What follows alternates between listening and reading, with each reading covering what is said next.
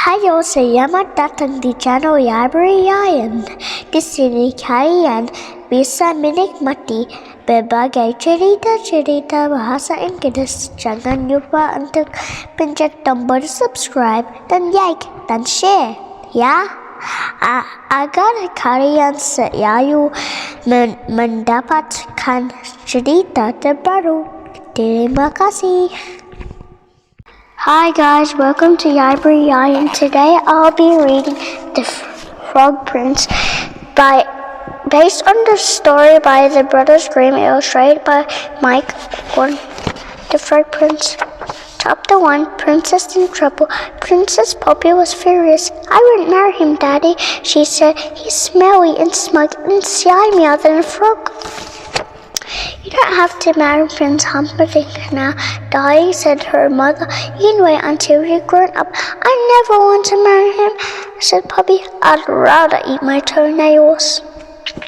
Poppy shouted to her father, Don't be so rude. You've been pampered by your mother, spoiled by your sisters. It's time you did as I say. Don't mean me to Poppy, Papa, cried her sisters. And Humperdinck has such big teeth, wailed Poppy. It's because I'm the youngest, Poppy went on sadly. My sisters got all the best princes. I hate being the youngest. That's enough, said the king. Prince Humperdinck is coming to dinner tonight and you must be polite to him. He's your future husband after all. I'll find another prince to marry, Poppy declared. You can have until tomorrow morning, said the king, but you'll never find a prince in that time. Just you wait, said Poppy. She picked up her golden ball and stomped into the garden. Chapter 2, Poppy's Promise.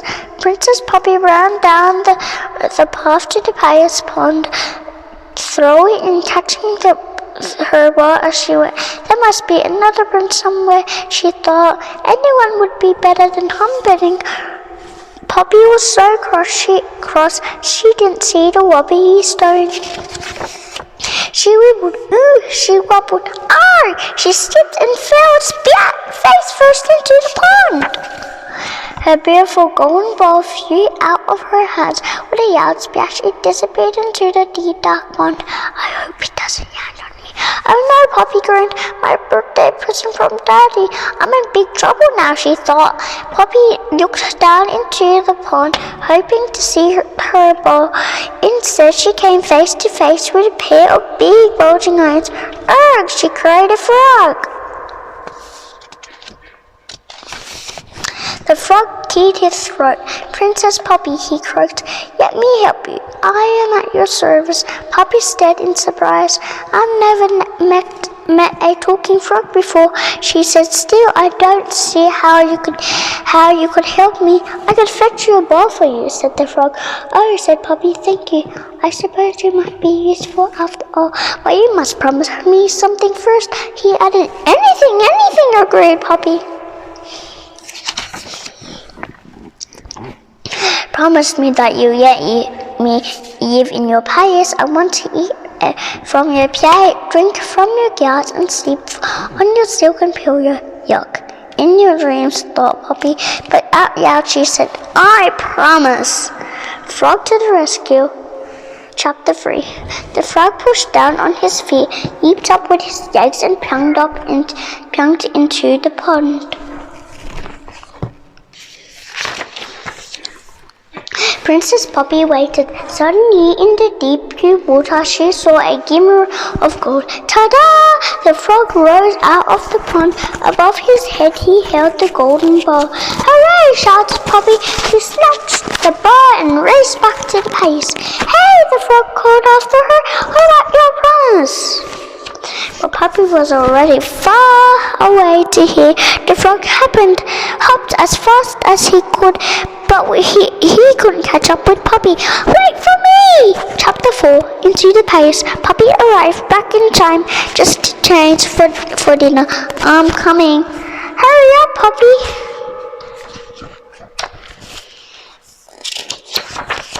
She had to sink next to Prince Humperdinck, who smelled of cabbage.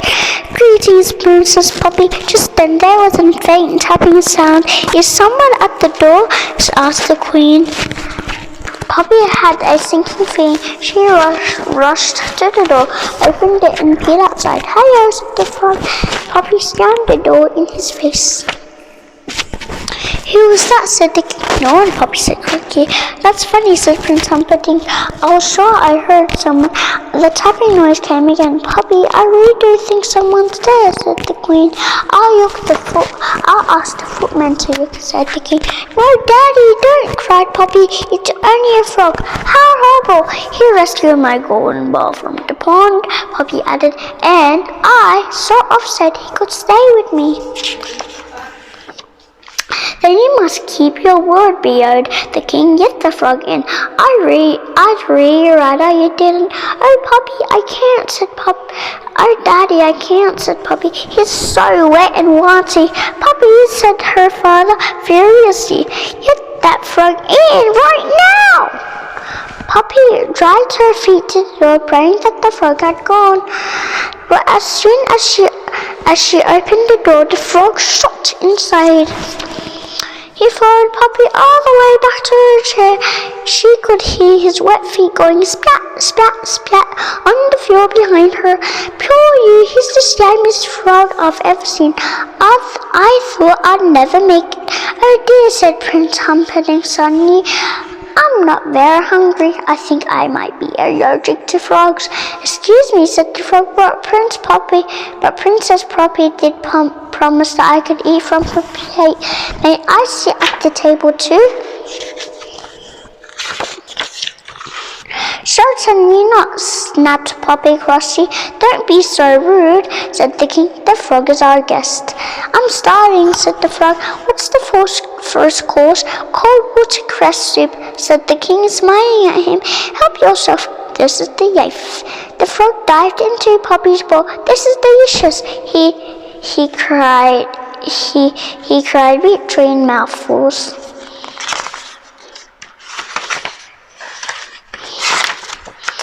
"I don't think I'm hungry anymore," said Poppy as the frog stirred up the ass of her soup. "I think I'm going to be sick." "Right," said the frog cheerfully. "What's next?" Poppy sighed miserably. "What's the second course?" she asked a maid. The maid nervously. "Come on," said the king. "You must know what's for supper." Well, you see, your highness," the maid went on. "Cook didn't know about our extra guest. I'm afraid it's frog's eggs." The frog gulped. "I think I might skip this course," he said weakly. Poppy didn't usually like frog's eggs, but that night she had seconds. She must be full now. "Is it time for bed, princess?" said the frog. "Oh no," cried Poppy. "You're not coming anywhere near my bedroom." "But you promised," said the frog. "You can carry me on a cushion." Poppy looked at her father pleadingly. "Come on, dear," said the queen. "Don't make Poppy touch that green, slimy—" "Princesses don't break promises," interrupted the king sternly. Poppy took a deep breath, then stretched out her arms. She picked up the frog by one foot. Her sisters gasped. "She touched him," moaned Prince Humperdinck and fainted. Chapter 5. Poppy dropped the frog in the darkest, most distant corner of her room before climbing into bed. "But Prince Poppy," said the frog, "you promised I could sleep on your silken willow." Poppy didn't answer. "If you don't get me," the frog threatened, "I'll tell your father." "I've had enough," snapped Poppy. "You're the meanest, ugliest, most horrible frog I've ever met. What's more," she added, "if you mention my promise one more time, I'll throw you out of the window." "No, you won't," said the frog. "You won't dare. Your promise." "I do dare," said Poppy. In a fury, she strode over to the frog, picked him up, and threw him out of the window.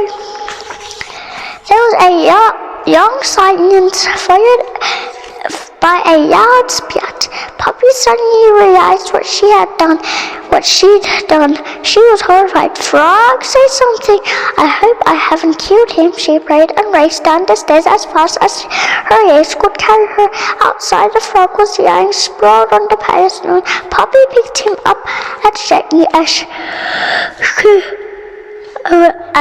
could. "Are you all right?" she whispered. Yes, croaked the frog, carefully feeling his head.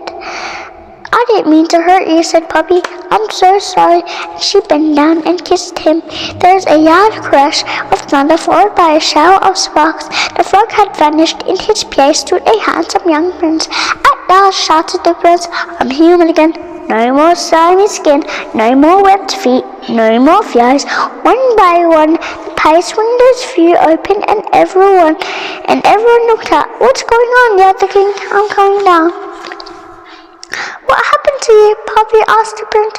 A wicked witch cast an evil spell on me, he said. If only I could become human again, if a princess kissed me. So is it because of me you're a prince again? Said Puppy, rather proud. Well, yes, said the prince, but you did throw me out of the window first. Still, said Puppy, there aren't many princesses who would kiss a frog. That's true. How can I make it up to you? Well, you can marry me. Excuse me, said Prince Humperdinck, but Puppy is going to marry me. No, I'm not, said Puppy. It hasn't been arranged yet. And Daddy, you did say I could find my own prince.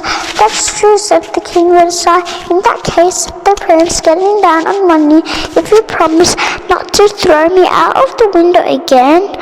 I promise, Princess Puppy, will you marry me? I will, said Puppy, and she did. Bye, thanks for watching. Please remember to like and subscribe and go to my channel to see more videos.